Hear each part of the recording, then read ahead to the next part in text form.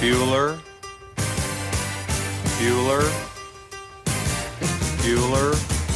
Oh, how'd you do? I passed, but I failed. Yeah! But then I'm happy and sad. Bright as you could have a brother, so don't call me stupid. Who wanted the chicken cross the road? Get to the right. Right. You'll be teaching remedial English. Remedial English? Look, I ain't no English teacher. See? Double negative. What if she wants you to kiss her? Well, then I guess I'm just gonna have to kiss her. Amanda Jones is no minor leaguer who'll be swept off her feet at the touch of your amateur lips. Thanks. This babe has plenty of battle scars. Apparently it's rusted junk and we're looking at it. Hello and welcome to the season ender of Rusted Junk, whereby we bring to a close our team thing that we're doing. We are looking at the seminal film, The Breakfast Club, the 1985 film Breakfast Club, directed by John Hughes, starring Anthony Michael Hall, Emilio Estevez, Judd Nelson, Molly Ringwald, and Ali Sheedy. It is now 7:06. You have exactly 8 hours and 54 minutes to ponder the error of your ways. Any questions? Yeah. Does Barry Manilow know that you raid his wardrobe? A brain, a beauty, a jock, a rebel, and a recluse. Can't believe this is really happening to me. Before this day is over, they'll break the rules. Chicks cannot hold their smoke. That's what it is. Bare their souls. I'm a nymphomaniac. Are your parents aware of this? Take some chances. Being bad feels pretty good, huh? And touch each other in a way they never dreamed possible. Why'd you do that? Because I knew you wouldn't. The Breakfast Club. They only met once. I don't want to be alone anymore. You don't have to be. But it changed their lives forever. I mean, I consider you guys my friends. I'm not wrong, am I? Universal Pictures presents Emilio Estevez, Paul Gleason, Anthony Michael Hall, Judd Nelson, Molly Ringwald, and Ali Sheedy in a John Hughes film. Why are you being so nice to me? Because you're letting me. The Breakfast Club.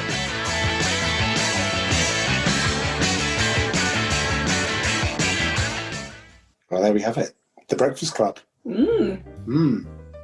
Before we go any further, for regular listeners, we'll already know the surprise we're about to spring upon our listeners.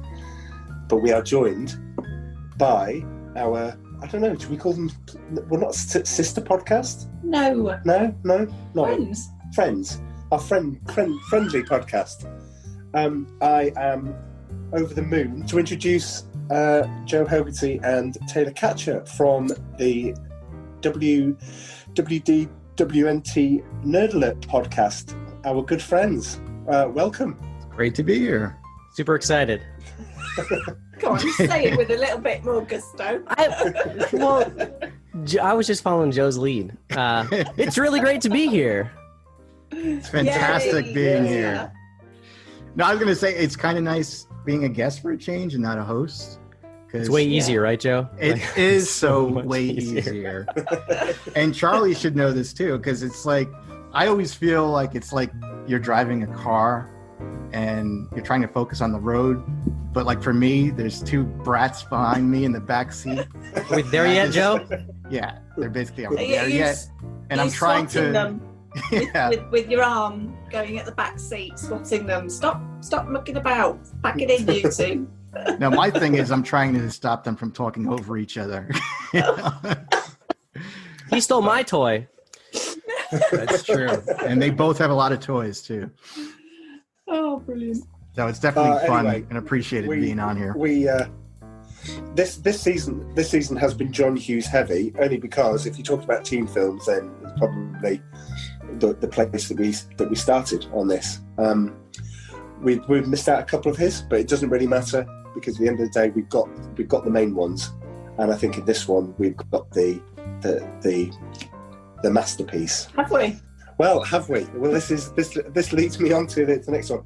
I'm going to go last on this. Okay, so usually what we do is regular listeners will know that we give a score out of 10, and I am dying to know everybody's score because I think I could, when I think I can guess things, and then suddenly it takes another direction. And here's the kicker, which I told to Joe beforehand. Right, usually when we finish watching the film, I turn to Amanda and I say, "What do you think?" And cards very close to her chest, very poker player. And sometimes she'll go, "Meh, meh," or in the case of Leviathan, "What the jeans was that?" Right, but when it comes to this, she just turned around and went, "Oh well, I don't know." and gave nothing away. So I think, well, who should we start? Come to you second to last. Yes. So Taylor, out of 10, and the reasons why. Just a brief thing. We'll talk about the film after roll call. But what do you think? I give it a 7 out of 10. And Wow. briefly why I don't really connect with it. It's not the high school experience that I had. But I give it a lot of praise for being so iconic and so part of the zeitgeist of, the classic, high school, cliques. That's the word I was looking for. Cliques. Yeah. And it helped that I'm rewatching Community right now, and the first season of that is like so Breakfast Club heavy that I was like, I'm so glad I rewatched that movie just recently. Anyway, so that's oh, right. Let me jot that down. Right, Community. Right. Okay. I'll be starting that then. Okay. All right. Well, there's one score. Joe. So you may regret wanting to hear how I feel about it. I'm going to go lower. I actually am going to give it a 5 out of 10. Well, it's been great. It's been great. Thanks for joining us. Thank you. I don't know, Charlie, but you know what it is? I did not watch it in the 80s when this came out, and I watched it for the first time last year, and then I watched it again about a week ago, and I just don't like this movie, and we'll get into it, or I'll get into why I don't like it. Okay. But yeah, I'm not a huge fan. This is actually my least favorite John Hughes film. Ooh. Which is tough considering Weird Science is on that list too. Oh, Weird Science was good. That's funny. Oh, I got that. Well, I'm just saying Weird Science is above Breakfast Club on my list. I mean, it also has an Oingo Boingo song, so really gives them some Well, praise. all the best films do. Okay, well, here we go. Like you. Don't worry a minute. No, Don't, hang on. don't join in these two. Like you, Joe, I'd never seen it in the 80s. And I think I'd only watched snippets of it, and I'd never watched the whole film at all until last night. So, for me, I felt there was bits empty.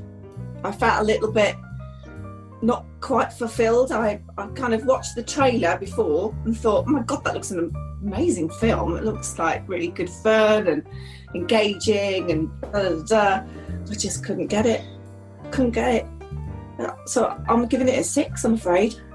Or Charlie. You don't want to hear this, do you, Charlie? 6. Oh, crikey. Sorry, 6. I thought 6 for me. I thought there might possibly be an 8 floating around in there somewhere, but And I've probably given it an extra 1 to be a 6 because of the music. well, the music's not right. The music's better than I thought it would be. Okay. Amanda and I are separated at birth. I swear. There's sometimes I listen to the podcast and I'm like, I can't believe she's thinking exactly as I am. I gave a full point basically for the music because the music was good. And I just so it was a 5 and a 4. Oh my God. It actually, just as we were doing this, I did not want to really upset Charlie. I was going to give it a 4, but I was like, I'll give it a 5. 4 or 5 doesn't matter. I gave it an extra point for its iconography, but otherwise it would have been a 6 out of 10. Crikey. There's extra points flying around. Do you know what? What's yours? You better hope Jack shows up. I'm going to catch all these extra points that are flying around, and they can add to my 10. 10? It's a 10. Oh, A 10? It's not a 10. It's not a 10. It's not a 10. 10. Yeah. There's no way. No. It's a 10. And it's a 10 for many reasons. Right, of which we'll probably hear about later. Of which we will come to, absolutely. But wow, okay. Well, good job. When it came to trivia time, all the things that I had to read out, I was like crossing out. I was like thinking, oh God, everyone's going to be going, oh yeah, it was really good, and then this bit happened, and I'm like, oh okay, Maybe I'll maybe trivia time will be a bit shorter this week, or this time even. Anyway, crikey, on that bombshell, I'm going to have to recover. I think I need something a bit stronger than the coffee that I've got. I mean, stronger as it may be. Let's go into roll call. Let's go to roll call, shall we? Yeah. Roll call. Okay, so roll call. Do you know what? I think we'll do this a little bit differently. Anthony Michael. So if I say to you two, Anthony Michael Hall, what comes to mind? 16 Candles. Okay. I remember having to look him up because I was like, I've heard the name a lot, but I couldn't tell you a movie off the top of my head that he was in. I feel like animated movies is he the one that does, no, he's not the one that does the comedy stuff. So nothing really. I mean, this, I guess, Right. I don't know.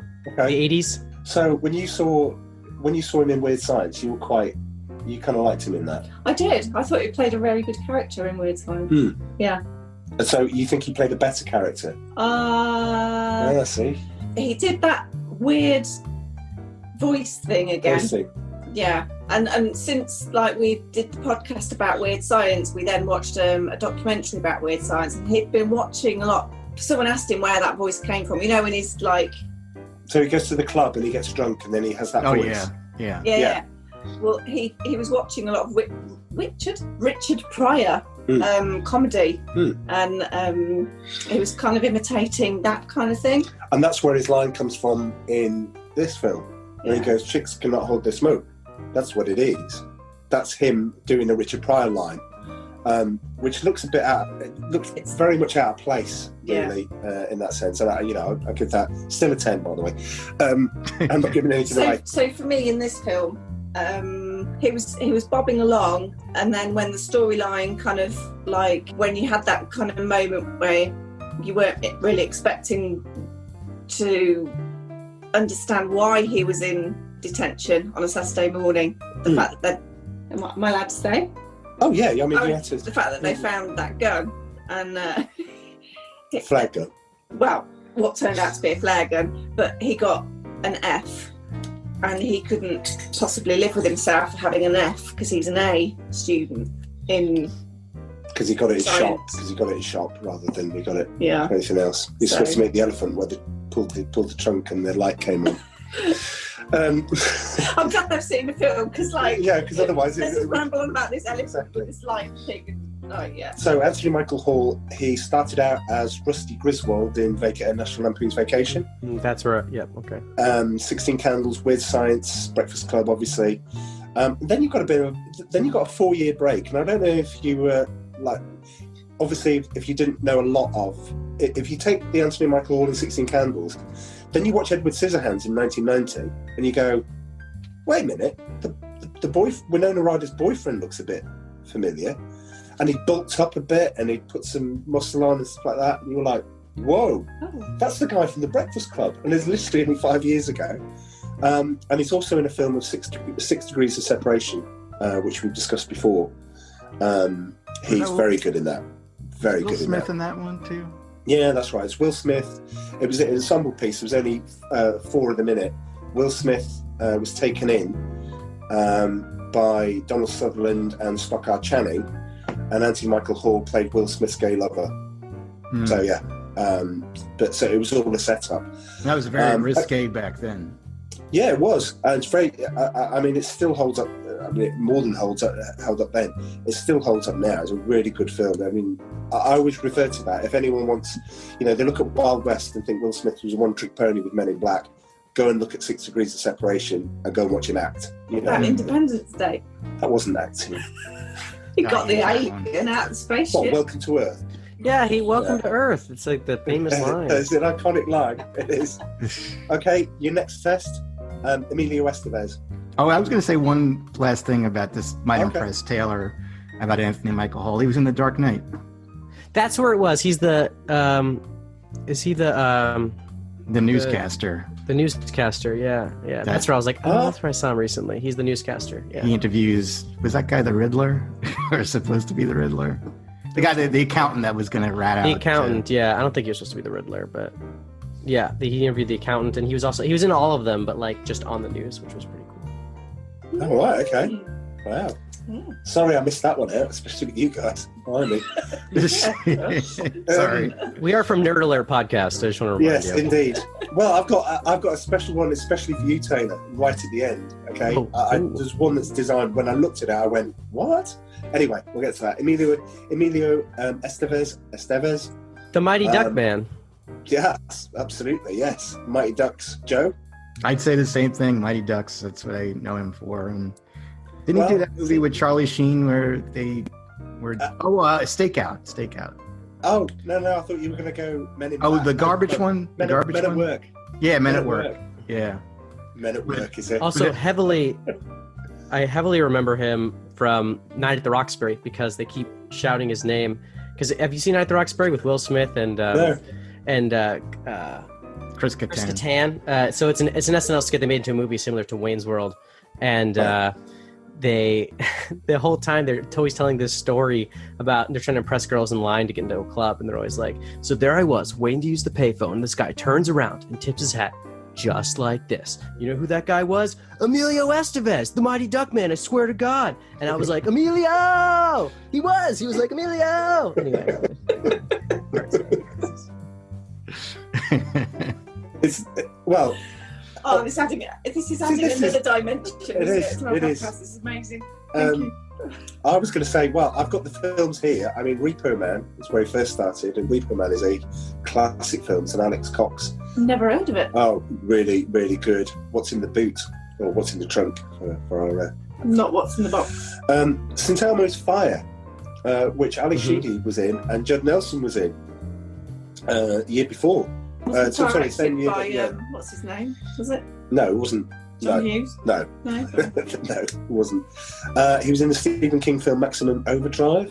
No. About the truck. Yeah, I remember that. The very good truck. That was pretty good. Stakeout, which Taylor's already said. Young Guns. Yeah, I know. Yeah, it was in Young Guns. Yeah. Judgment Night, Dennis Leary, with the five guys on the way to the. They're on the way to the game and they take the wrong turn and they end up in the neighbourhood from hell. Men at Work, and he played a young Jed Bartlett in the episode of The West Wing called 25. Oh. Yes, which I remember. Oh, is that his dad? Yeah, that's his dad. Yeah, it's cute. Oh. It's really good. That's cool. Unfortunately, now we get to Judd Nelson, who to me is the standout. We'll get to that in a moment. But talent not really realised. I'm going to throw it out to anybody. Anything apart from The Breakfast Club? Well, the one that you mentioned about last night, was that it? Yeah, see, he wasn't in there either. Well, what was the one you mentioned? You got St. Elmo's Fire. Oh, St. Elmo's, yeah, that one. I've seen that. You know what he was in, Taylor, that you would know? Is Jay and Silent Bob Strike Back. What was he in that? He was... oh, that's right, yeah. I think he was like a cop or a sheriff or something like that. He had a mustache. Was that really Judd Nelson? Mm-hmm. Whoa, I need to rewatch that. So he's one of the guys that made fun of Will Ferrell's character then? Yeah. Okay. Yeah. Interesting. But that's all that I could think of, really. Well, I remember, because obviously I used to go down and rent the VHS, and then when they were put in the bargain bin for £5, so $7, I used to buy them. But he came out with a legal drama called From the Hip, and that was really good. So I always say, like a standout film from Roll Call that I'd advise people to go and watch. I probably already used out 6 Degrees of Separation, but From the Hip is really good. He was in New Jack City with Ice-T. Problem is, though, would people still be able to get hold of that film From the Hip? Probably not. I've heard of it. I would quite happily stream it possibly legally, I would think. Yeah. But he was in a TV show called Suddenly Susan. Anything? Was that with Brooke Shields? I think so, yeah. I should have looked it up on YouTube, but I couldn't remember him in that. On to Molly Ringwald. Well. See, we're joined at the hip, or we're just okay. a pond apart, Amanda and I. I just don't get it. I don't get it. What is so fantastic about her? She's not that great an actress. I'm sorry. And look at his face. They also, I mean, she kind of disappeared after the 80s anyway. Did, I mean, yeah. you have your Pretty in Pink. You have, I think, is she in St. Elmo's Fire with the other guys? No. She was in 16 Candles. 16 Candles. 16 Pretty in Candles. Pink. That's the okay. So there's 3, Yeah. right? She's in 3 of those. But she fell out with John Hughes. That's why she disappeared. Yeah, I learned that from listening to Rusted Junk, and I despised her even more after that. Same thing with Anthony Michael Hall. It's like the two of them were a bunch of ungrateful brats. Well, Hey, there we go. that's like the movie though. Well, that's why they didn't have, Nice. and they didn't have a career after that. Right, let's see if we can get a better hit rate. Ali Sheedy. I got one. She's Go the on. bad guy in Psych. She plays Mr. Mr. Yang. So in the TV show Psych, which is one of my favorite shows, and it's like it's got so many pop culture references. You guys would love it. You would love it. You'd absolutely love it. Oh. And it's about a guy who is he's pretending to be a psychic detective because he's just a really good detective because his dad was a detective and he has photographic memory. But he solves a murder by just watching the news, and he calls in a tip, and they think he must be a part of it because no one could have known that. And so he has to pretend he's a psychic, and the whole show is him pretending he's a psychic, but it's a comedy drama, and he has a partner and they both just make absurd references together all the time. Wait a minute. Did that star Zulae Hill? Yes. from the West Wing. He's the other. He's the partner, and he's like the straight guy to Sean Spencer's. It's super great. And there's now 2 movies. The second movie just came out on NBC's new Peacock service. Anyway, but the point is that Mr. Yang was a evil serial killer villain to Sean Spencer, and it turns out, spoilers for the show, I guess, that it's her. And so I was where have I seen Taylor. her before? Sorry, Taylor. There's people. Our UK listeners are going, Psych? Yeah, no one knows the show, so it's a obscure American show, and it's super great though. It's really worth a watch if you like pop culture and like great references, because there's a whole Twin Peaks episode that was called Dual Spires, and they even had all the actors from Twin Peaks but playing different weird roles. The whole show is like real great. I love that. You just said we just love Twin Peaks. Twin Peaks, yeah. Yeah, love it. I've been to so where I live here in Seattle, I found out that the Double R and the waterfall where the thing is all was like 45 minutes away. So my second weekend when I moved here, I drove there and was like, Diane, I'm coming to the town of Twin Peaks, and just drove in there. I found where the sign was, and I took a picture of exactly where the Welcome to Twin Peaks sign would have been with the two mountains behind it. It's really great. So did you say? I'm so jealous. Did you say, Diane? I'm holding in my hand a small pack of chocolate bunnies. Yeah, and then when I got to the diner, I guess the original one burned down, and then they had to rebuild it basically almost like brick for brick. And so I got there, and I'm eating my thing, and I was like, "Can I get a cup of coffee, a damn fine cup of coffee?" And they're like, "Sure." And then at the end, I'm like, "And a piece of pie?" And they're like, "Yeah." Like they knew what I was there for, and they gave me, they heard it like I'm having this times. cherry pie and drinking my coffee, and I bought my mug, and I was like, ha ha ha, just by myself, having a great time. Anyway. That's amazing. I love that. Was Sherilyn Fenn in that? Yeah. Oh God, I was in love with her. I thought she was so damn hot. Well, she was. Well, have you got an Ali Sheedy? Oh, me? Made in Manhattan. Oh, okay, yeah. But I know she was also in She's Having a Baby. Briefly, she was one of the talking heads at the end when they're guessing the names. That's it. She's in it for about 3 seconds. Well, I didn't see it. That was like one of the John Hughes films. I thought it wasn't it Kevin Bacon and her? Well, yeah, no. It's her and Kevin Bacon and Elizabeth McGovern. Oh, okay. I must have got them. Yeah, she's at the end. She gets a credit in the film, but John Candy's in it. John Candy comes in. Dan Aykroyd. They're all doing the names at the end. That's one of the best bits of it. I fell in love with Ali Sheedy because she played Matthew Broderick's girlfriend Jennifer in War Games. Oh, and is that her? She looked good in War Games. I forgot that she was in War Games. Yeah. She was cute. The War Games. Matthew Broderick, the hacker that starts World War. This reason alone is why they changed this. Literally, what we're doing right now is why it was The Shining instead of War Games in the movie version of what was that? The movie where they go into it's like VR in the future, And Ready Player One. Ready Player One, right? In the Ready book, Player it was One, war the book games. was war games. Yeah. And I was reading it, I'm like, wow, I love war games. This is great. Like, it's only for us, right? Like, the normal person's like, war games, this obscure Matthew Broderick film? I have never seen it. And you're like, okay, well, that's what I made it for Obscure Shining. Matthew Broderick film. Well, we just proved it was. No, it was. Oh, well, You've got three big old nerds right here. Do you think it was obscure, Charlie? War games? War games? War games. It was super popular to today's back in the day. audience, though. Okay, Well, maybe so like today's I'm audience. a unique case because I watch old movies, but like most people in their 30s probably wouldn't know this movie, War Games. I will say I agree with Charlie, man. I thought she was very hot, Ali Sheedy. I thought in this movie she should have been playing Claire. Not, Well, Yeah. we may get. You're saving that for trivia side. Okay, we'll save that for trivia like time. that. Okay. Before we move on to the next one, she was also Short Circuit and Short Circuit 2. Oh, that's I remember right. that. That's that robot thing that goes a little bit haywire. Number 5. Yeah, Johnny number Johnny Five alive. You know. That's right. I'm there. You did it. Paul Gleason. There's not many actors. There's not many actors in this. Well, let's move on to the next one. Paul Gleason. Come on, don't let me down.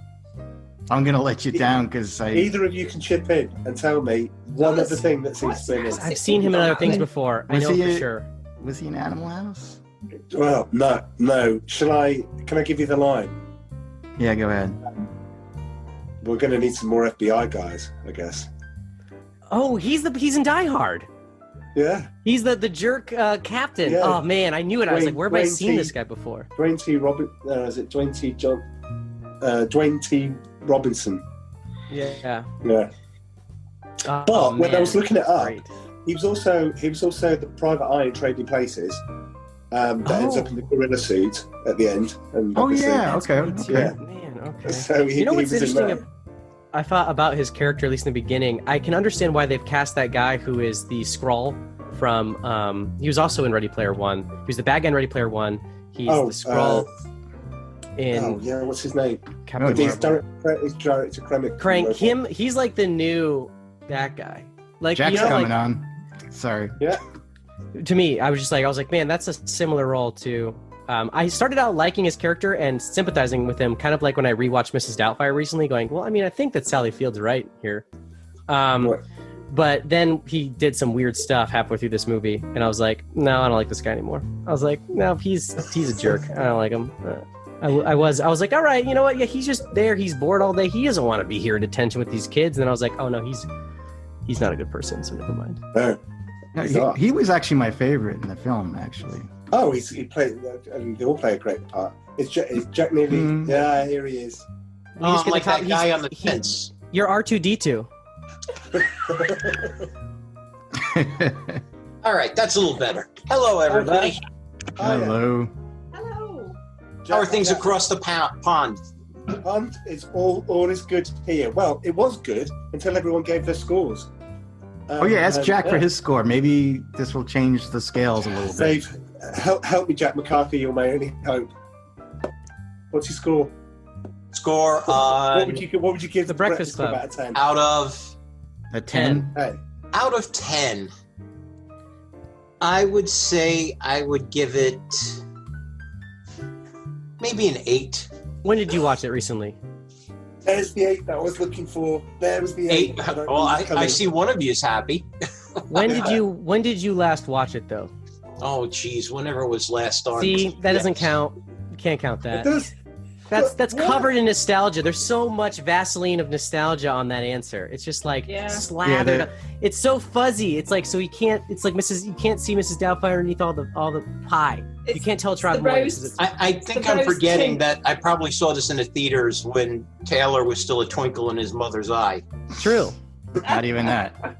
I'm taking it. It's an 8. It's The rest of us pissed on the movie.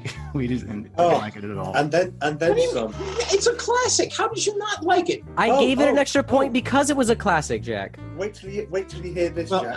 I know Joe hates everything. Can you just all repeat your scores, if you wouldn't mind? Yeah, Taylor, you go first. I gave it a 7, but I gave it that 7 because of its nostalgia. Otherwise, it would have been a 6 for me. I gave it a 4. But, I mean, I don't know. I gave it a 5, but as being nice, I was going to give it a 4. No, I gave it a 6. Don't know what I gave it an extra mark for the soundtrack. Oh my god! I don't. So did I. That was my 5. Just the clicks, the way they exist in this movie is not the way anything happens nowadays. And also, I don't understand detention. Also, I never got a.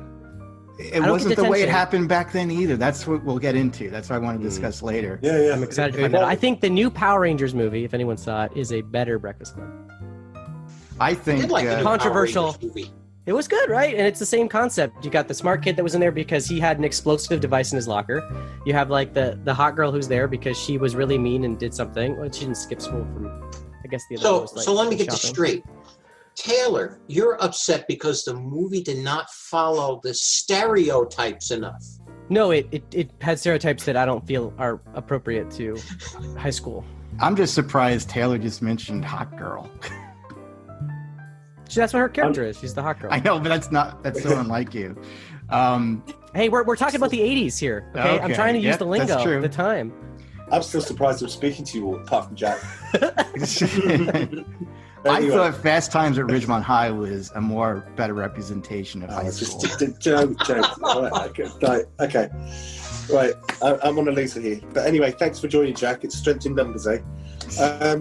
So we were just finishing off roll call, where we were talking about where we talk about the actors in the film, and we came up with Paul Gleason. You joined at this point. If I said Paul Gleason to you in another role, what would you say? Another film. Like, do I like him? Is he not good? No. As in, give me another film he's been in. He wasn't in a Marvel comic. He's not going to know who he is. I'll give you. He's been in other things, but he always plays that like principal kind of guy, right? Mm-hmm. Yeah. But he's been in other things, but he always kind of plays a jerk. Yes, absolutely. So if I give you a different line from the same film, they're going after the lights. That's a harder line than the one. Is it? Okay, well, let's stick with the original one. We're going to need some more FBI guys, I guess. I don't remember, sorry. Die Hard. He was the incompetent police chief in Die Hard. Anyway, Was he the chief in Die Hard? Yeah. Yeah, that's right. Like I said, another jerky kind of guy. Mm-hmm. Yeah. Well, and the thing about it is, when I was looking, when I put together roll call, you can see things like, Anthony Michael Hall hasn't done an awful lot. I've talked about the Dark Knight that he was in, but when we look at Paul Gleason, it's more like a who's who. Like, of all the films that I watched in the 80s and early 90s, he was in them.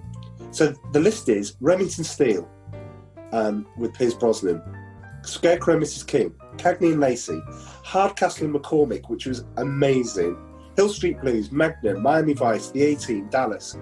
All of these things he's in, and you're probably right, Jack.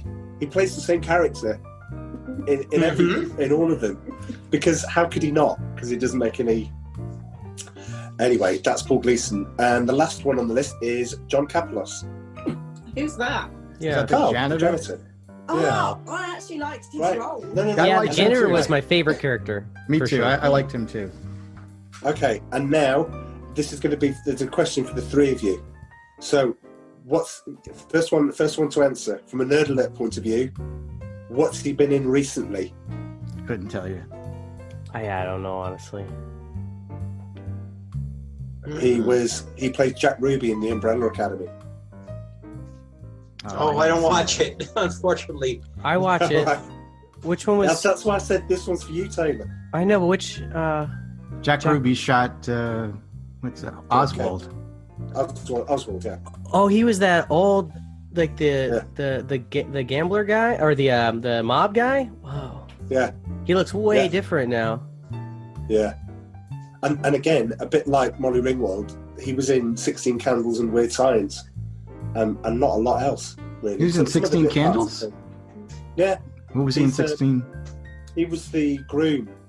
Okay. Anyway, so yeah, that's roll call. On to the film then. Mine was a 10. And it's a 10 simply because there wasn't a lot else that was around at that time that sort of gave an insight. You've got to imagine, we looked to the US for films. We weren't really getting an awful lot, made for us in the 80s.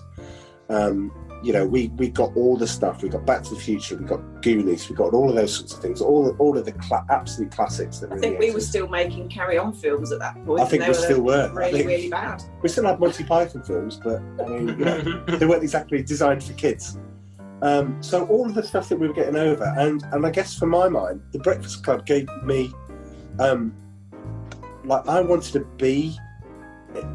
be at an American school. I didn't want to be at the school that I was in. I wasn't particularly enjoying the school that I was at. Oh God, don't tell me. You went out and bought a second-hand tweed jacket like you did with, what was it? Do you know, who's Ducky? Yeah, Ducky's glasses. So, what is that? Wait a minute, so if you piece together all the things that I bought, right, I bought Ferris Bueller's beret, I bought Ducky's glasses, I had John Cusack's baseball boots from Say Anything, so you could put together the ensemble. And Did you get? And you still managed to get a girlfriend? I was going to say, did you get beat up a lot? Not at the time. No. We'll talk about that, but no, I didn't. Why do you think he watched so many films? I was still going out. I just wasn't. Anyway, just not with girls. Yes. Did you have a skateboard? I did. No. I did have a time machine though. I had a friend that actually he pastor. He rode a unicycle to school. Oh my God! And he was That's 3 miles away. Whoa. That's some practice. And he carried his books. I did buy a long coat. Hopefully no hills. I did buy a long coat because I wanted to be like Judd Nelson, but it wasn't anything like his. It wasn't a tweed one. It wasn't anything like that. Are you sure you didn't just put your mum's on? My mum's got a tweed jacket. My mum didn't have a tweed jacket. Just in case you have this vision of people in country folk with the tweed jacket with the pads on. It wasn't like I have one of those in my closet. No, but mum's would have. The doctor wears that. It's important. It's cool. Just like bow ties. Bow ties, yeah. No, I'm thinking like Miss Marple. You're Miss Marple. Anyway, since we're talking about clothes, I just want to point something out. So I was watching this movie, and they don't have it in 4K, so in 1080p, so forgive me.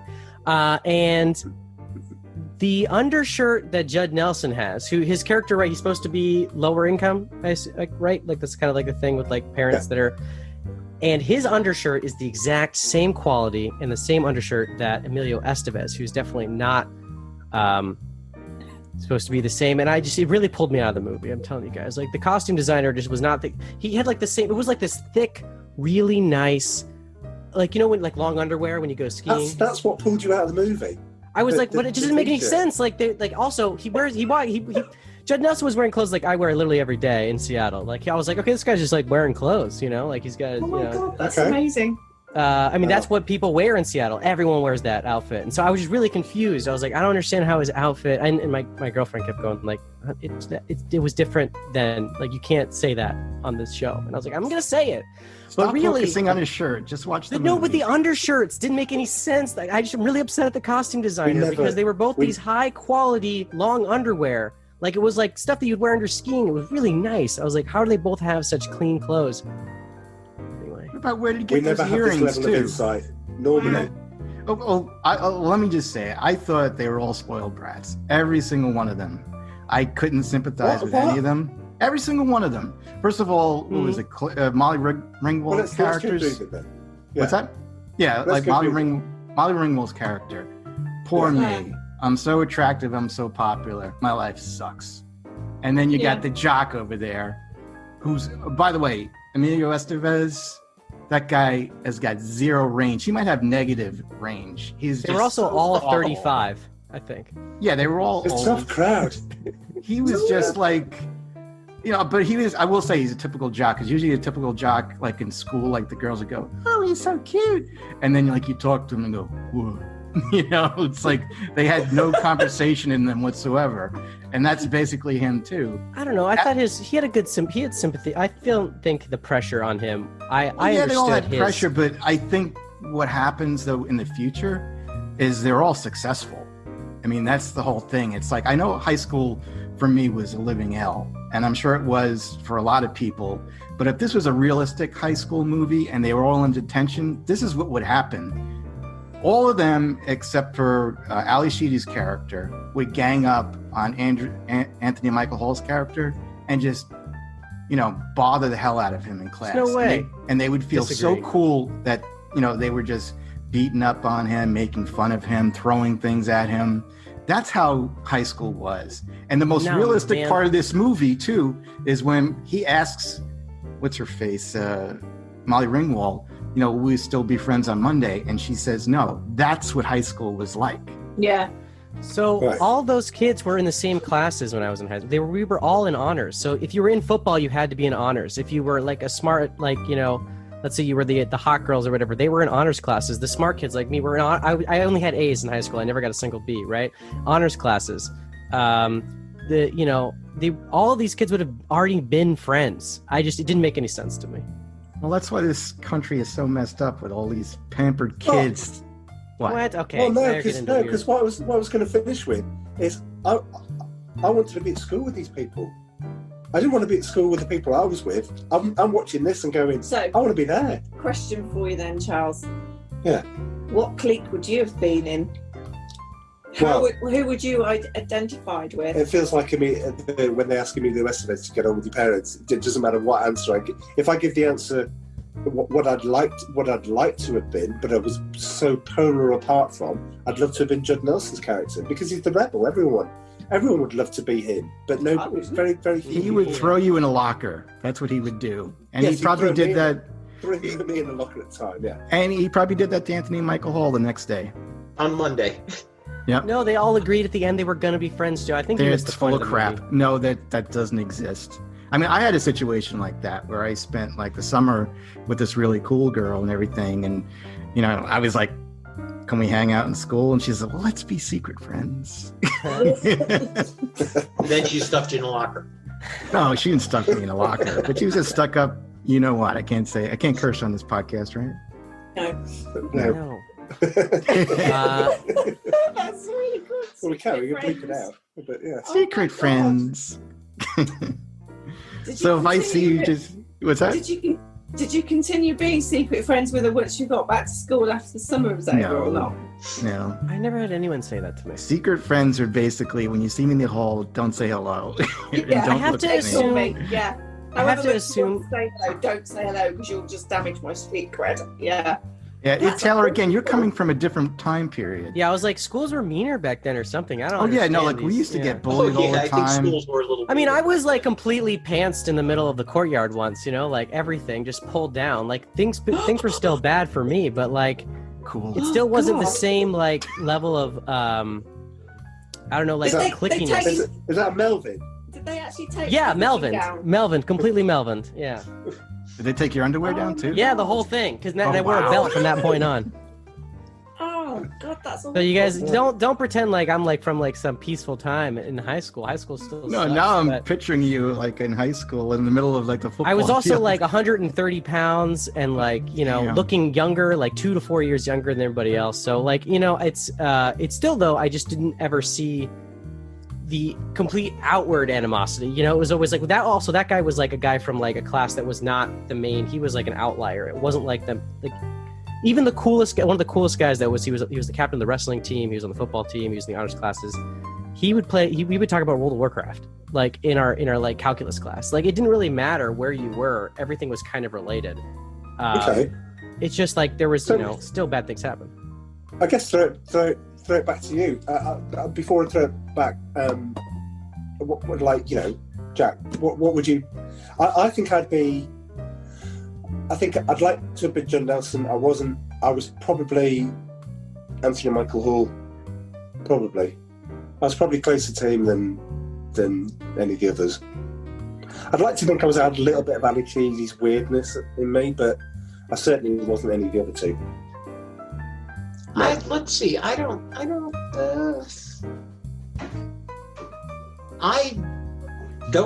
know where I would have fit. Oh, you would have been Anthony Michael Hall for sure. Yeah, but you see, I wouldn't have been that pathetic. I'd have Michael Anthony Hall tendencies, but I wouldn't be that bad. But remember also, I went to an all-boys high school, so it was different. We didn't have, those women folk distracting us. And that kind of dialed some things up a bit. Like, I remember being online for lunch, and I was a senior, and a freshman went walking down the hall, and our, let's say,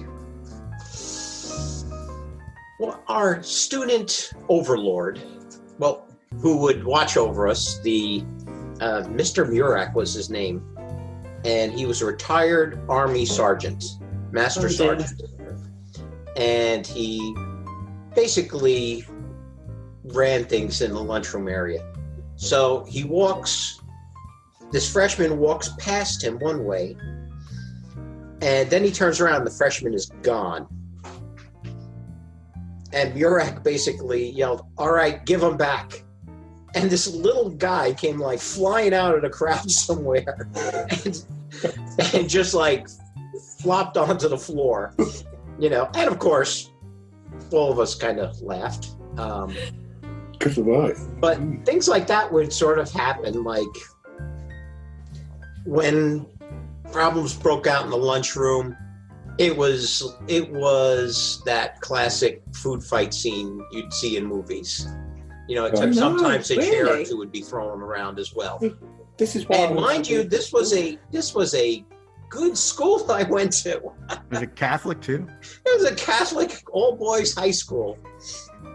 But same thing. If you got into a tussle, they'd be like, "No, wait, guys, break it up." They let you get it out of your system a bit, and then they break it up before things got too far. But it was a little bit different from the experience some people had in high school. But overall, I would say it wasn't bad, but stuff went on that was a little bit rougher than what you hear schools are like today. There was no such thing as the anti-bullying movement. If you got bullied, you kind of sucked it up, and then you went and hung out with your group of people. Or you bought a gun. Kept away from each other. So yeah, but the reason I wanted to be at that school is because I was at a boys' boarding school. So like mum and dad paid for thousands of pounds every term in order for me to be at boarding school, and I just hated every minute of it because I came from like the comprehensive stream, so I didn't come from like the prep schools and the private thing. I was basically this comprehensive lad, pulled out, a bit rough and ready, and stuck into the middle of this group of spoilt brats, basically. Did you wear? You just didn't understand. Did you wear Harry Potter robes and stuff like that? They don't wear robes. You probably had the blazer though. Yeah, they did. You had to wear them for chapel every morning. Robes? You had chapel. Yeah. Oh, that's wild.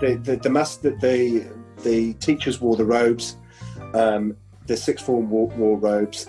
Yeah, it was very Harry Potter. I wish it was like Hogwarts because there were moving staircases, talking portraits, a lot more fun. Yeah, you could have cast quite a few spells on some nasty people in there. I still might. Who knows?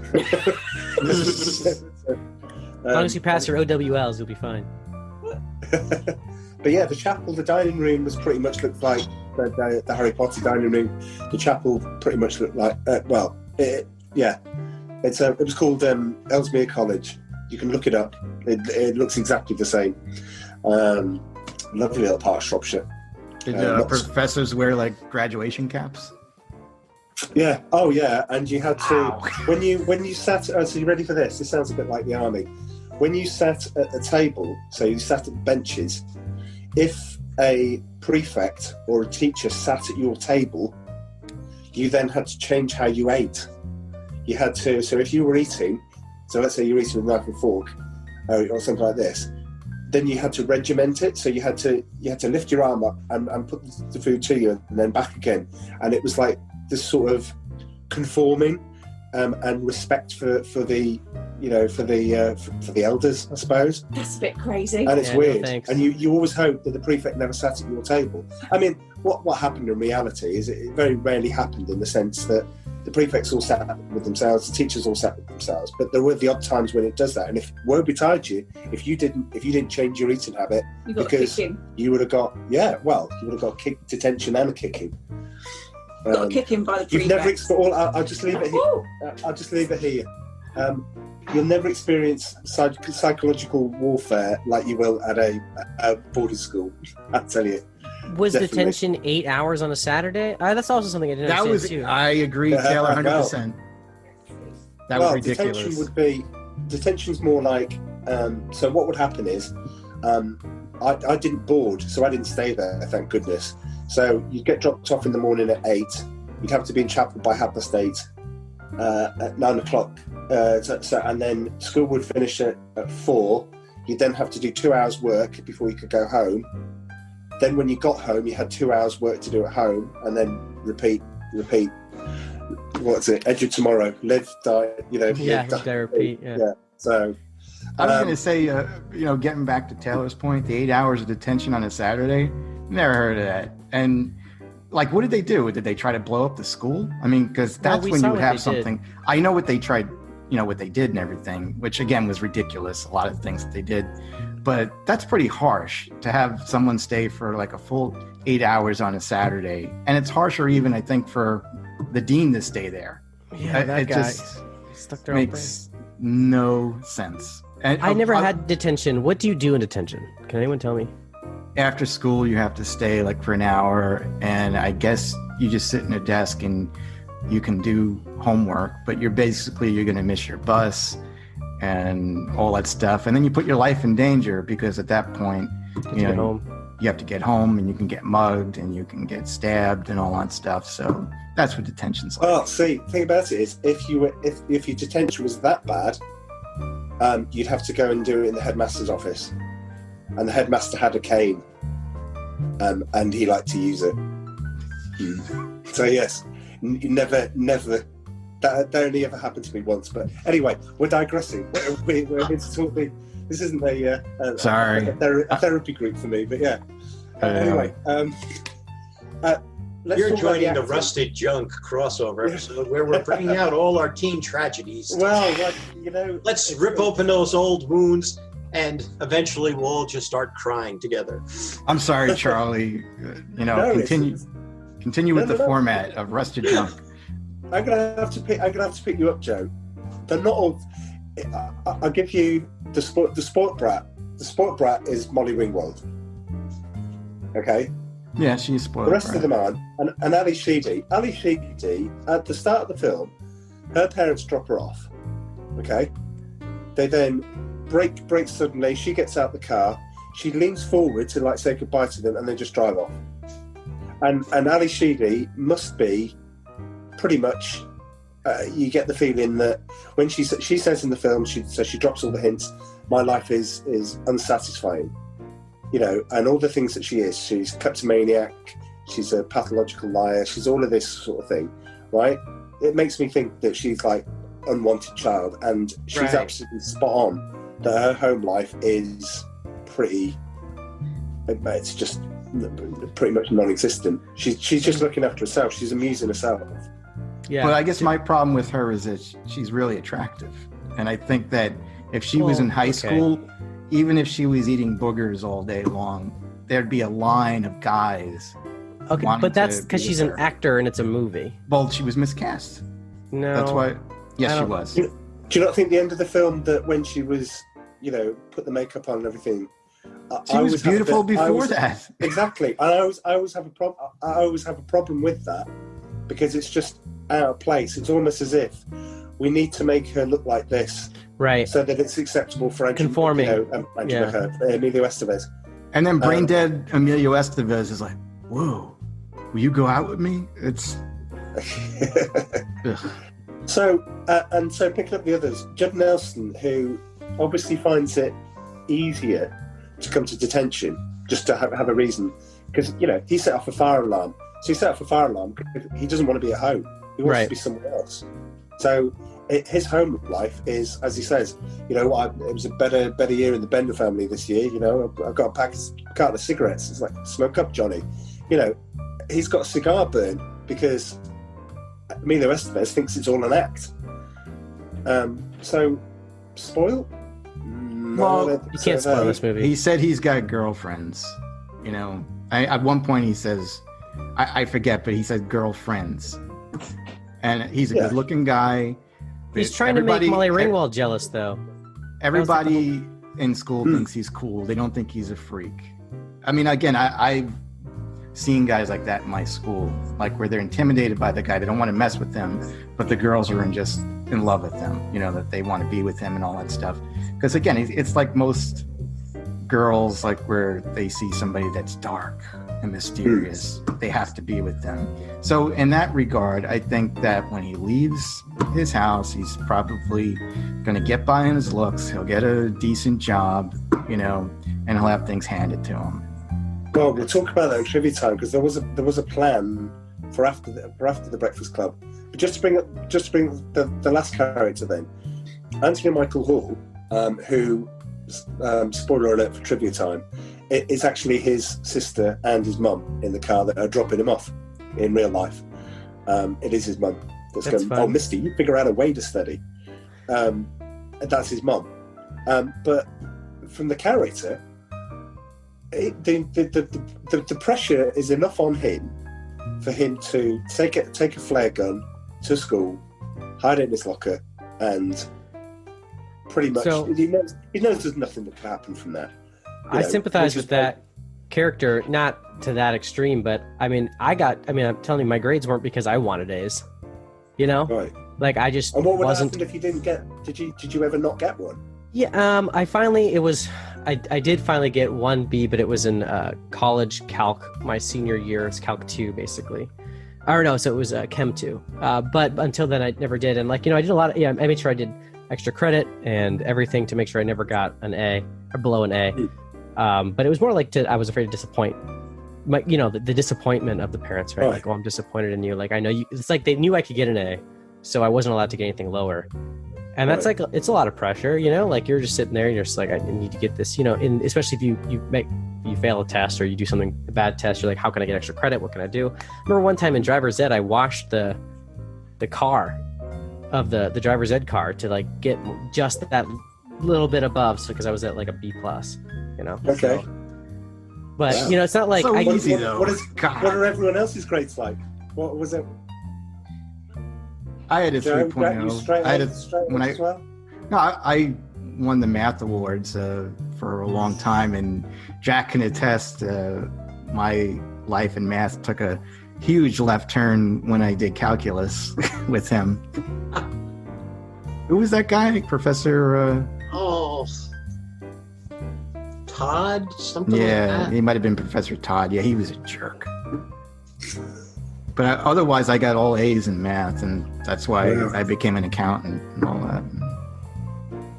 Well, I tell you, there's no more depressing sight than me taking the lad out, putting him in expensive school, and then him coming out with his GCSEs, which are basically dreadful. It was almost as if he might as well have just, a la Dark Knight, put the money in a pile and just set fire to it. But what were you doing? Were you involved in sports or? No, I was involved in the rugby team, but I got taken out by one of the other kids, so I couldn't play rugby after that. That's another story. But yeah, I guess I wasn't sporty, but what I was doing was doing rebelling in my own little way. So I came out GCSE with high in maths and French. Yeah, that's about it. The rest of it was dreadful. I mean, I've got a D in English. I mean, my mother tongue, I got a D in English. I was like, I think I've got to leave now at this point. Please exit the island through France and don't come back until you can get more than a D. So yeah. Anyway, back to the film. I think at this point we're actually going quite well. Do you know what? I think I'll do trivia time. Amanda's just had to just duck out for a little minute. A little problem with Amy, so I think that should resolve. She'd be able to sleep well. I think if we go to trivia time, then we can bring out some of the other things, because then I think the way the discussion's going. So we'll move on to trivia time.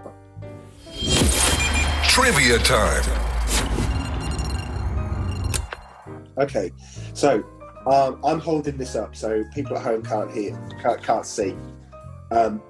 There's lots. When I went to print it out, I usually go to IMDb or some other sources and then just get those through. When I cut and pasted it into Word, it was 25 pages. Wow. Right? Nothing's ever been anything closer than that. It's been about 7 or 8. If it's a more popular film, 25 pages, and I'm just like, it's ridiculous. I have my book, which again I have referenced on Rusty Junk, but basically my nice hardback book on John Hughes. Even in that, it gets like 12, 14 pages all to itself. So I really had to condense it down. So I'll kick off with some easy ones. The film was shot in sequence. So trivia time. Oh, I'm back. Yeah, you're back. Hello. The scene in which the characters sit on the floor in the library and tell stories while they're in detention wasn't scripted. It says here, he told them all to ad lib. They had a script to stick to, but they were allowed to move around in it, which is good. Maybe that's why I didn't feel the depth of character then. Well, do you not think that were you not moved as such? But you know when they're telling the story, you've got to think that the worst story in that is Emilio Estevez's. It's got to be Emilio Estevez's story. Well, Judd Nelson sets off the fire alarm. Ali Sheedy is there because she had nothing better to do. The flare gun in the locker, skipping school. Skipping school is Molly Ringwald's crime. Mm-hmm. So you've got this guy who's basically bullied this younger kid, taped his buns together, and he's just going like the humiliation. I mean, it's quite. Yeah, but I suppose that was better than the others. But well, I don't think it was a part of that. Judd Nelson stayed in character off camera. Even it says here bullying Molly Ringwald. John Hughes nearly fired him over it, but Paul Gleason, the principal, was the one that defended Judd Nelson, saying, "Look, he's a good actor. He's just in character. This is just the way that what he does." So sort of lay off him. So I always thought that, because the other bit was when you look at the end and he puts his fist up at the end of it. The idea was he was just supposed to walk into the sunset, and John Hughes goes, "Can you just play around with a few actions?" And the first thing he did is he went there, threw the fist up, and everyone loved it, and that's it. And now that's sort of become iconic. So you look at, if you type in, look up T-shirts for the Breakfast Club, it's all like it's that. So when the principal, where Paul Gleason's in the looking as if he's going to punch Judd Nelson, he thought that was real. He thought he was actually going to hit him from a method acting point of view. So the flinch that you get from Judd Nelson is real. It's not like scripted or anything like that. So I thought it was good. And going back to what we were saying, it was originally suggested there'd be more than several sequels to this film occurring every 10 years. That was the idea. I would like to see that. I think that'd been pretty cool. Well, yeah, actually. You might have given it a higher mark. Well, I just want to say real quick, one of the problems that I had was that it took place in the same place. You know what I'm saying? I think that if they weren't in that room for so long, if it was, I don't know, it just seemed like it was very confined. Maybe he was going for that. Yeah. And that's not actually the library. The library was they wanted to film it was too small. That's the gym. They built that set in the gym. That makes So sense. that's- I've never seen a high school library that large. I was like, Yeah, oh, I was Beauty and gonna the say. Beast? What's going on here? It was big like that at uni. In fact, it was probably 4 times the size Well, of that at my University, uni. yeah, for sure. In college, yeah, but not in. Judd Nelson went undercover at a local high school where the film was shooting. He convinced the teenagers he was a legitimate student. He looks He so says- old. Did he really? Well, see, the ages, I did have the ages here. Gosh, So- I've got loads of notes. So how, I know I'm not going to go through them all, but the ages, so how old was Judd Nelson when this was filmed? I'm going to guess 28. Okay, anyone else? I'd say mid-20s, yeah. Yeah, I would say about 25. Well, 25. Yeah. But have you guys seen, like, if you actually look at a 17-year-old and a 25-year-old, they look very different. You know, like when you're 17, you're like, oh yeah, that guy is super old. You know, I don't know. Yeah, it just. But with him though, he may have been left back several years. Yeah, I'm serious. I don't know. I just the only one that looked maybe age appropriate, I think, was Anthony Michael Hall. Yeah. And how old is he? I mean, he could just look young like me, but I assume maybe he was 23. No, he was 16. He was actually 16 in that movie. He was actually 16. So he actually was age appropriate. Okay, great. Yeah, I was going to say 18.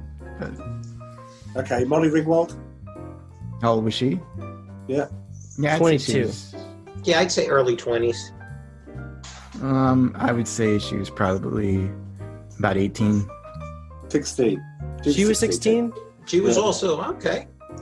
Yeah. Well, we can't leave the others out then. Emilio Estevez. Is it? Do you pronounce it Estevez or Estevez? Estevez. Estevez. Right. Okay. So, how old, gentlemen? And I'm lady? questioning everything I thought. I can see. Oh, you can see. Yeah. I'd say it was about 20. Sure, I'll agree with Jack. Well, I'll Okay. agree with those guys too. 20. 23. 23. Okay, so Molly Ringwald had to creepily kiss Judd Nelson's neck. She was 16 and he was 25. Yeah. Guys, that's weird. But let's go to Weird Science, shall we? Wyatt in Science, when Kelly LeBrock was talking about, what she was going to do to him and stuff, he was 14. Ugh, yeah, that's weird too. Yeah. Yep. It's, And he tried to. Well, he did slip the tongue in. well, didn't he? that was the trivia bit. When they were kissing, he slipped her the tongue, and when the shot finished, she said, "If you ever do that again, I'm going to slap you around." Yeah.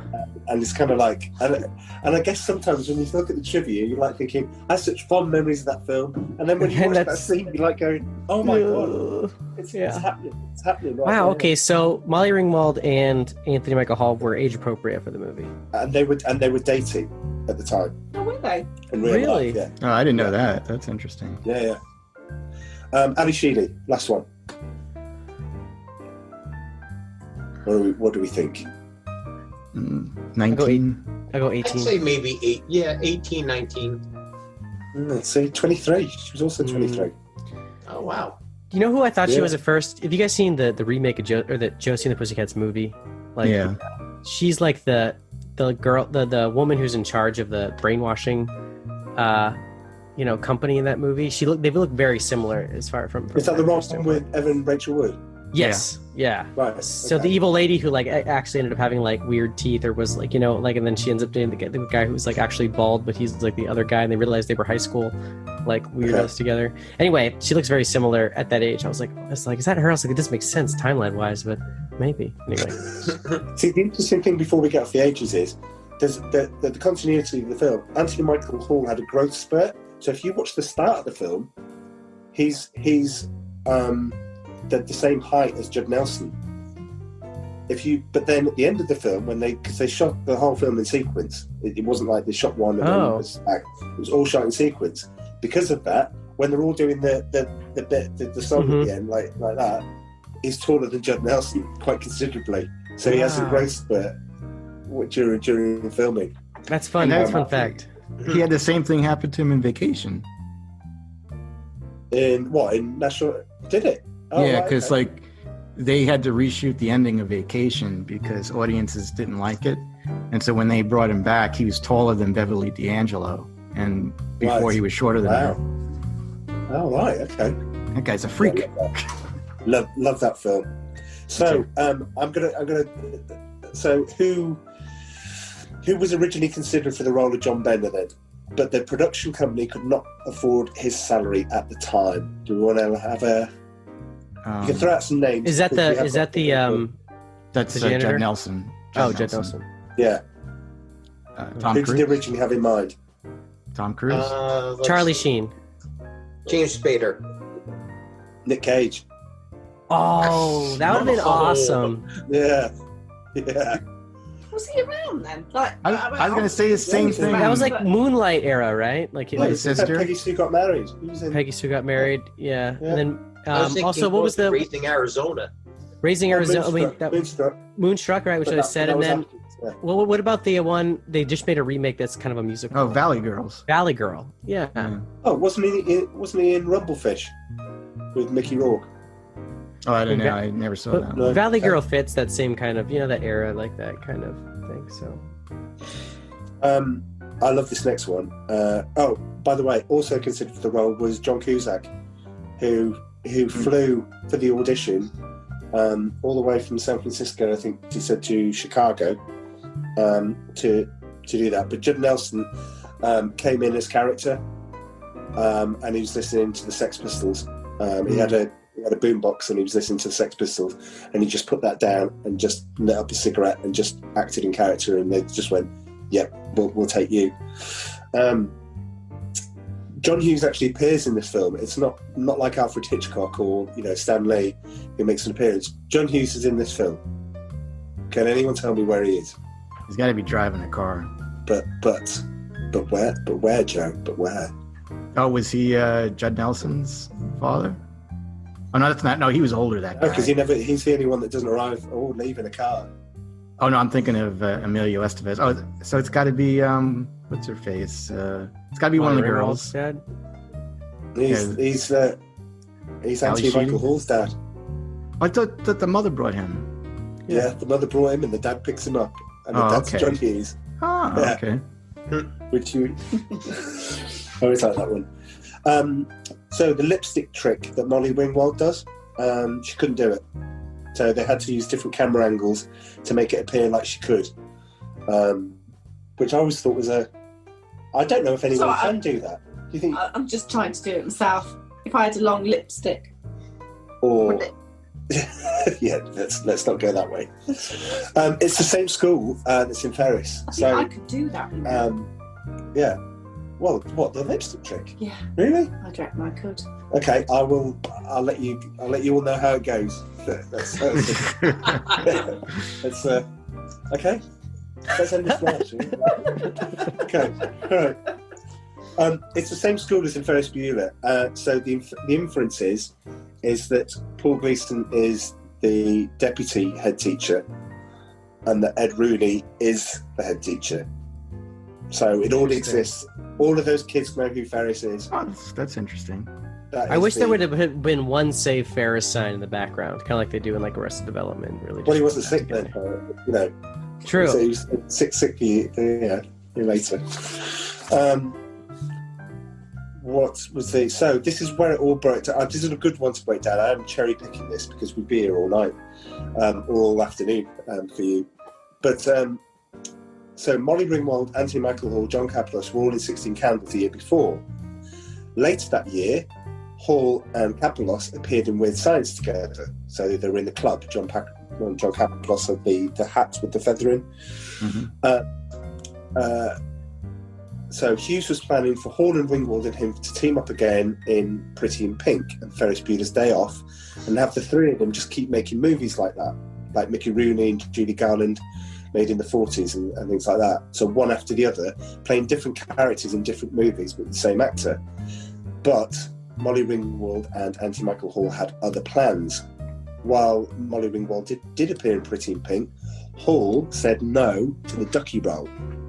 He said this was due to a redundancy issue, that it was too much like the love triangle that they had in 16 Candles. Reportedly, John Hughes was hurt and never got over the grudge. He focused on Ringwald, hoping she would star in Ferris Bueller's Day Off and Some Kind of Wonderful, which again, teens in love triangle. But at this point, after appearing on the cover of Time, Molly Ringwald wanted to spread her wings and try other projects. Ringwald and Hall's rejection of Hughes at this point hurt him deeply, and in fact led to the end of the whole John Hughes teen movie genre. Without his muses to inspire him, Hughes lost interest in it and stopped making the movies, and in effect, the genre that he created died at that point. In an op-ed piece Ringwald wrote after Hughes died many years later, she compared this to Michael and Wendy Darling leaving Neverland, and Peter Pan shutting down Neverland out of spite forever as a result. She said that Hughes held a grudge against them for rejecting him and effectively stopped doing those types of movies. He also never really spoke to either of them again until the time he died, and never collaborated in any of the films with them. So one thing the book does say, if you cross John Hughes, that's it, you're out the circle. There's no way back. Once it's done, and it doesn't matter, it's the levels. The love that he had for John Candy was really strong, really, really, really strong. And he just basically saw his brother. But anytime you look at John Hughes, I think it's probably a good one to sort of wrap up with on this particular one, because we've done John Hughes throughout this season, and the way that we've done it is that we've looked at things afterwards. So when we did Planes, Trains and Automobiles, we looked at a press conference that he did with John Candy and Steve Martin, and it always looks like he has somewhere else he wants to be. It always looks like, I'm not happy doing this, I'm not happy doing promotion, I'm not happy doing this, I'd much rather just be writing and just doing something else. There's no doubt that while, I consider him to be a genius, it's just the way that I feel about it, I think that he's definitely a very temperamental, very, very odd character. Do you think he's on the spectrum? Yeah, I don't know. It's certainly, when you look at that, when we were watching that, you kind of looked, Because it doesn't take him very long at all, does it, to actually write a movie? It's like 2 days. It's like 2 days. I've done it, and that's it. Bang, done it. Ferris Bueller, he wrote while he was directing The Breakfast Club, and he wrote that in 2 days. He wrote this in 3 days. I think Pretty in Pink was 2 days. Yeah, he just basically, as soon as he's got there, he just writes it and then goes, that's the way it is.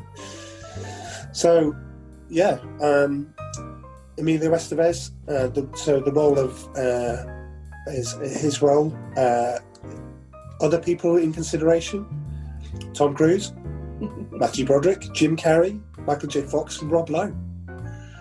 I don't know how that would have worked. The only one that really doesn't work is Jim Carrey. That would have been really weird. Michael J. Fox, though.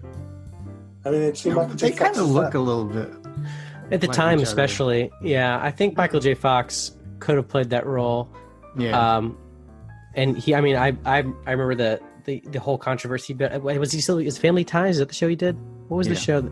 Yeah, and Family that Ties was his big start. He was locked into those contracts really bad. That's why they pretty much filmed the entire Ferris Bueller, entire Back to the Future with who was that guy? Eric Stoltz, yeah. And then because they wanted Michael J. Fox, but they couldn't get him out of his contract. They wouldn't let him film anything else while he was filming Family Ties. Then it came out, and then they redid the whole movie. They already filmed it all. It's crazy. Watched all those behind the scenes. It's pretty fascinating. But I think that that would have been. Similarly, I think it would have worked. Yeah. Well, what, with Eric Stoltz? No. Well, the Back to the Future would not have worked with Eric Stoltz. Yeah, he filmed the whole thing, and apparently he was such a jerk to the guy that plays Biff. He would actually push him back and was really method acting in a negative way. And the guy, he's look, I'm way bigger than you. Why are you doing this to me? This is crazy. Why are you being such a jerk? See, regular listeners to the podcast know my defense of Eric Stoltz. Oh, I don't think they made him seem like the real bad guy in those behind the scenes, though. Some kind of wonderful. I know. I'm a regular listener, and I know Charlie really likes Eric Stoltz, but I agree with Taylor. That's my biggest problem with him. Is I heard what a jerk he was on the set of Back to the Future, and that when he left, the whole cast had applause. You know, because they were. You know, he must have been a real jerk. Well, okay. Right, well, Stanley Kubrick watched The Breakfast Club 4 times, and was really impressed by Anthony Michael Hall's performance.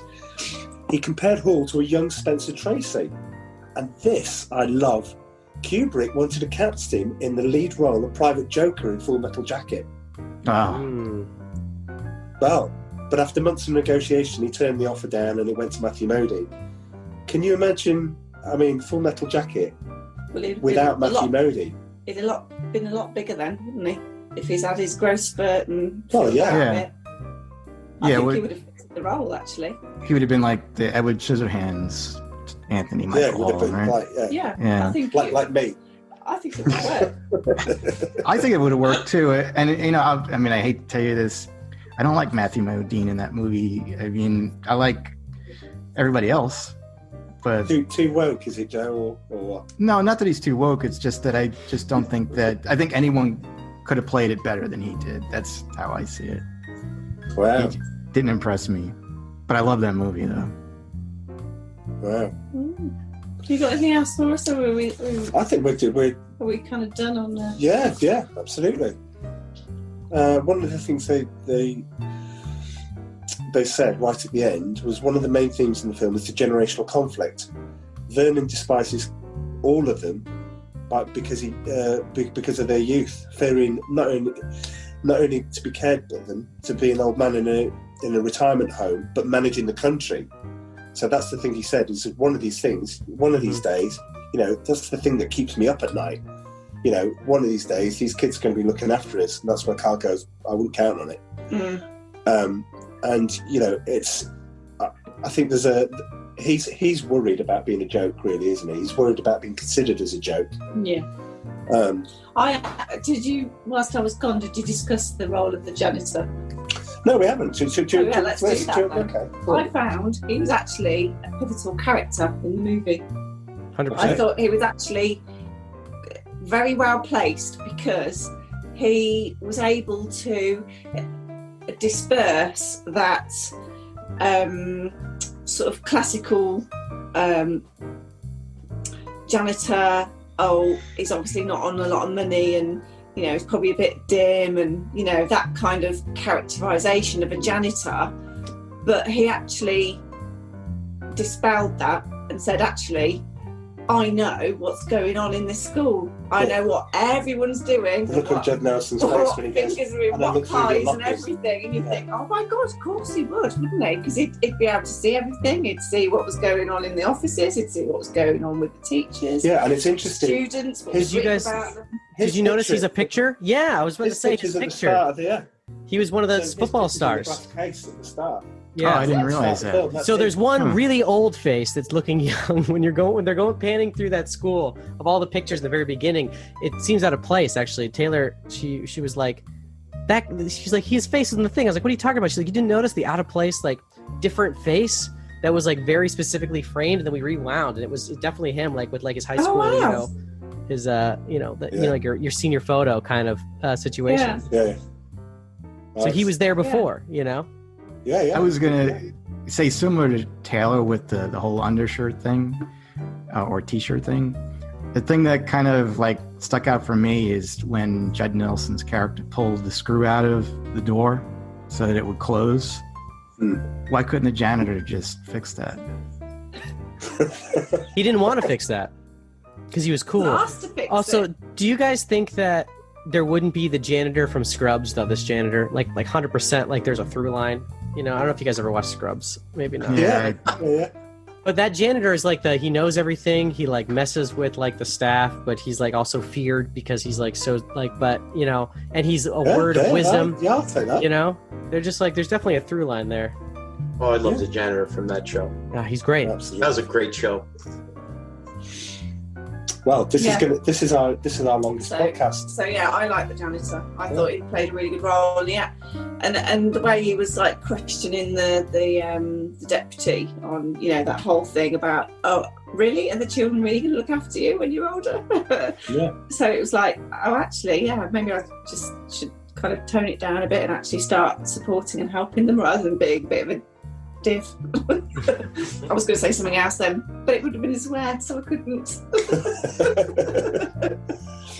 Anyway, we must draw this to a close, sadly.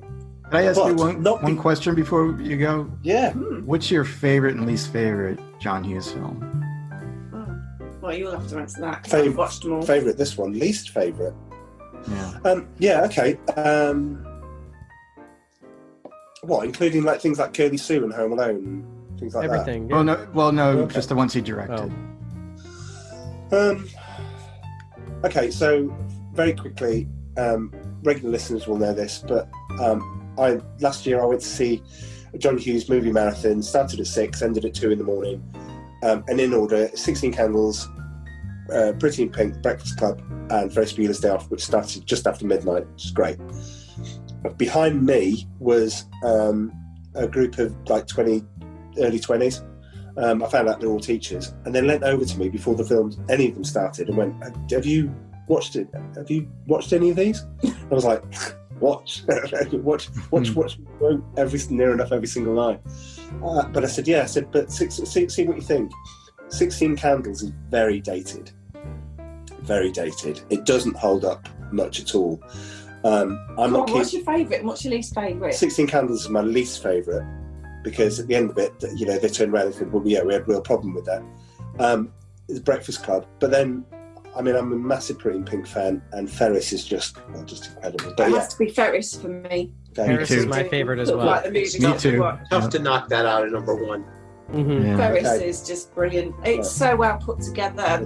The undercurrent is all about Cameron. It's not about Ferris. It just is such a good movie. Oh, you haven't listened to this lot talk about Ferris Bueller. I mean, seriously, they take it to next level stuff. Oh, We really? thought we were good, and then suddenly Taylor, I think, is a walking font of absolute knowledge of Ferris Bueller. I've watched all the behind the scenes stuff. I love Ferris Bueller. It was my favorite movie all the way until I think probably sometime in college. Yeah, great movie. There's And all the theories about it. Oh, really? Yeah. Have you done Also- any road trips and seen any other sites? No, I haven't. I was so upset that I don't think I had the money at the time. I wanted to go see the Chicago. They did like it was like the 20th anniversary or 25th or something like that, where like they actually did the concert and stuff. I was like, man, I would love to have gone to that. And I always try to get that car, the GT California, in every like racing game I get. I'm always like going for that one. I'm always like, I got to drive that around. The legacy lives on. Lives on. Yeah. Just before we go, does anyone want to have so we have a regular segment right at the end called Little Does She Know, whereby you give an actress, or an actor, sorry, they're all called actors now, is it? Like, actors. And you've got 30 seconds to guess 3 films. You would think some of the ones you picked would be easy, like Michael Douglas, but no, that was quite difficult for you. Oh, shush. I think if you name Robert Downey Jr., I was just like this. Oh, Back to School. Oh, yeah. All the really obscure ones, but no. So I think, should we just have a quick round? What do you think? You pick a Jack. Why don't you pick? So pick we've done quite a few. So pick a. I was about to say pick a less obscure, not famous one, but crikey, the famous ones are Bit of a struggle. pretty Pick a winner. So Yeah. pick a movie, pick an actor. No, An pick actor. Actor or and then actress. You've got to get 3 films. Actor. An actor. Michael Douglas. Oh no, we've done that. Yeah, we did that was one. quite- That's right. Michael Yeah. Douglas. that was Okay. quite straight. Not like Tom Cruise, not Bruce Willis, not Meryl Streep, not Leonardo DiCaprio, not Brad Pitt. I've got one. Oh wow. Now I'm put on the spot. This is it's let's see. Taylor, if you've got one then. Ian McKellen. Oh, there you go. Is he that British bloke? Yeah. That's a tough Right. one. You know where Hang this on, is hang on, going? hang on. I have got a different one if you don't want that one. If you don't want that one, I got a different one if you don't want that one. Was he in like Lord of the Rings? We've done a quiz show. Yeah. Was he Yeah, Gandalf? you got one. Yeah, Lord of the I was Rings. going to say we've done. Right. Bit stuck now. Oh dear Lord, no. He's in that sitcom, isn't he? Him and the other guy that played Gandalf. Oh yeah, no, I know what that is. Yeah, gay the guys. gay couple. Yeah, I see. Yeah, that. that's great. It's well. But Yeah, I like that. How about a series of he was in a films? movie. He was in a movie last year that was really horrible, and it was panned by critics, and nobody saw it. And it was once a musical on Broadway. Yep. Yeah. Okay. And then there's a series of them. You could say that they're related to our show a lot, like just maybe. Star Trek? No, more on the Disney owns them now. Star Wars? It's okay. Taylor, do can you see what a sticky wicket you're on, as we would say? I don't know. It also had Hugh Jackman in these movies. Yeah. It had Sir Patrick Stewart in these movies. They had Halle Berry was in a lot of them. It You won't be able to hear at home, but the light bulb's about 3 or 4 seconds away from going off. Is it? It's not the Fantastic Four, is it? Oh, no, but similar. It's We're very similar to close. that, isn't it? Oh, very God. close. We watched. There's a letter of the alphabet in the name of the team. Oh, the X-Men. Yeah, he's Magneto There you in the go, X-Men got it. movies. See, it's not Oh, it's 30 like seconds. I should have said like he's an old Michael Fassbender. It's like Tommy good. T. You know. Oh, shush. It's, That's the whole I point. got- Does she Ian know? McKellen. Well, and Well, you have to get me through I that. should have said Sir Ian McKellen. He is knighted. Yes. Yeah, absolutely. I have Well- one interesting thing of trivia I wanted to say that contains Matthew Broderick, which I bet you Okay. don't know about. So, I used to live in New York, and there are a lot of homeless people in Manhattan. And so they had interviewed this one homeless person, and they said, have you ever had celebrities stop by, and have they given you money, and what were they like? And so he said, they asked him who was his best and who was the worst. So he said, yeah, one time Matthew Broderick, was coming down towards me, and he saw me, and he turned around and he left. And so I thought, like he thought I was like a lowlife or something like that. But he went into an ATM and he got him money, and he came back and gave it to him. So I thought that was really nice. And then he said the worst was Alec Baldwin. Basically lectured him that, if you led a better life, you wouldn't be in this situation. And He did a Glenn Ross speech to him, did he? probably. But I thought that was pretty cool with Matthew Broderick, though. Oh well, yeah, but Matthew Broderick he's just great in everything. Mm-hmm. But yes. Anyway, well, we've come to an end. I'd loads of trivia here, but honestly, we would be here all night. Mm-hmm. And we are. It's been a pleasure, and thank you for joining us. Really, honestly. Yeah, thank you. I think it's added another dimension to our depth of podcast. It is, and if this podcast goes like stratospheric because people are listening to it, What, more right, than 30 listeners? then you got to. I'm sorry, you got to come back. Yeah, because no, we've got a call. We've got. Oh, I always going to say it to the 2 German people that listen to us in Berlin. No, but I just love the fact that when you go in and you look at all the stats of where everyone's listening and what they're listening on and what they're using for it. They might have clicked on it by mistake. But I don't know if the two German people are together and they listen to it separately and they say, "Oh, you've got to listen to it. Have you checked out the new Rusty Joke?" Or whether or not they just don't know each other. They probably don't know each other. They can start a fan club in Germany together, the 2 of them. Well, it's a They'll start. have We've got posters of you and Amanda like all over their walls. Oh, that's a bit weird. That would be weird. They should write in a letter to the editor. If you're listening, write in to Rusted Junk and tell them which of the 2 German people you are. Oh yes, please. Do you speak German? You speak German? I'm Bissen. Only write it in German though if you're gonna write it in, just because. Well, just to confuse us. Yeah. We'll have to put it through the big G translator, won't we? Big There G. you go. Yeah. Okay. Can you give a little shout out to Nerd Alert so that people who haven't heard you before then can catch you? Yeah, we're part of the WDWNT family, and our podcast is called WDWNT Nerd Alert, and we have been doing this weekly this year. We especially wanted to help people get through COVID so that they could have something to listen to. And Certainly helped me.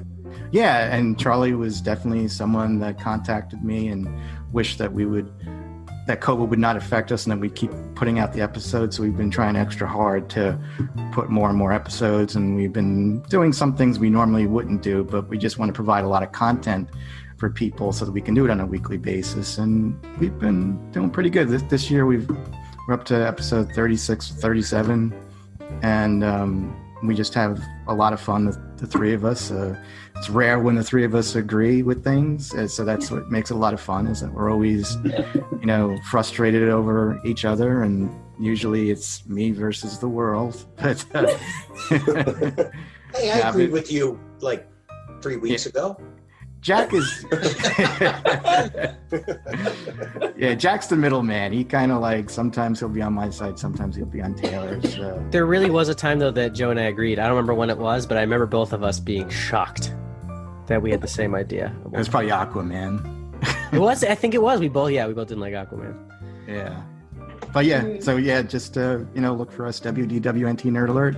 Yeah, like we're available, probably the same thing that Charlie's on, like on iTunes or Ntunes. No, Ntunes is ours, WDW Ntunes, but we're available on iTunes, Spotify, and iHeartRadio and stuff like that. You seem to be popping up all over the place. Can you play it on like your the always listening music speaker thing in the kitchen or whatever? I'm sure you could.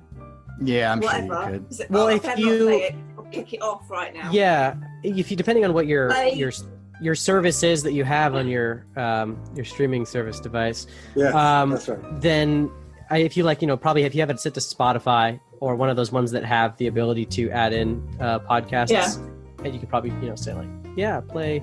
I don't know. Would you say WDWNT is Nerd Alert, or would you say Nerd Alert? There's a lot of questions here. We'll get back to you'd have to say WDWNT Nerd Alert. And it's a tongue teaser. If you say it is. Nerd I have Alert. trouble saying it every day and every week. Nerd Just see Alert Walt podcast. Disney World News Today. That'll get you through it. What were you saying, Amanda? I don't think just saying Nerd Alert podcast will work. But there's a bunch of them out there. After this. I'm going to try it when we're finished. Yeah, we're going to try it. We're going to try it. Let us know. We could open season 3 with the result, couldn't we? Oh, Season 3. Do you want little teaser? Do you want to say what season 3's theme is? Yeah, I've chosen it. All right. It's action movies. Oh, Obviously, awesome. Have you already done Die Hard? That's not a forgotten movie. No, as such, Oh, though, forgotten. is it? I thought you said 80s movies. Forgotten movies. Sorry. Well, it's 80s, but not an 80s kind of movie. like not the most popular kind of ones. I thought you said Mission action, not Impossible forgotten. 2. It's my fault. So So Mission things Impossible like 2. that was in the 80s. Come on, That's man. 80s. At least mine was in the 80s. It's not That's forgotten. like 90s. Everyone knows it. They watch it for Christmas. The favorite Christmas movie for everybody. so things like Escape from New York. Ooh, yeah, all right. Okay. Ooh. Kurt Russell. Yeah. What else have we got coming up? Sea of Love with Al Pacino. No Way Out with Kevin Costner. We've got some good ones, it'll change. Have we got any Jean-Claude Van Damme? Yes, she's got to have a Jean-Claude Van Damme film in there, and I'm like, Bloodsport. right, yeah. So, I think it might be. well, I was thinking Kickboxer. Oh, one of them then. Have you guys played? Did you guys know that? I mean, I don't want to spoilers for maybe the future Escape from New York episode, but Kurt Russell's character, Snake Plissken, is the base of the Snake character in Metal Gear Solid, the video game series by Hideo Kojima. Yeah, see, yeah, see, Fun fact. Great. It's great. Thanks very much. Anyway, we'll wrap this up. I think I only have like 1 minute, 1 hour 47 of God, yeah, the time left, so we got to. I think we got to wrap it up. Otherwise, I'll run out. Or something like that. Anyway, you can find us at Rusty J Pod. We've really enjoyed doing season 2. And as I say, it's been brilliant to have you guys with us for the last bit, because it's, I mean, I know I've written, I've talked about this, but you guys were the inspiration to start this podcast. The format of what we have, it might have, you know, changed over the time, and we put jingles in and things like that. But that's what you do. You just evolve. But yeah, Move what it. is imitation is the most sincerest form of flattery. So yes, consider yourself flattered, gentlemen. Thanks. But yeah, so thank you for joining us. And right, well, do you want to say? Would you like to say goodbye Would you like, first? we all have our way of saying goodbye. Yeah, you So- say, see ya. Okay. Good night, all, and be good to each other. See you later. Cheerio. Toodle pip. Rusted Junk. Rusted Junk. Rusted Junk. The Forgotten 80s Movies. The Forgotten 80s Movies.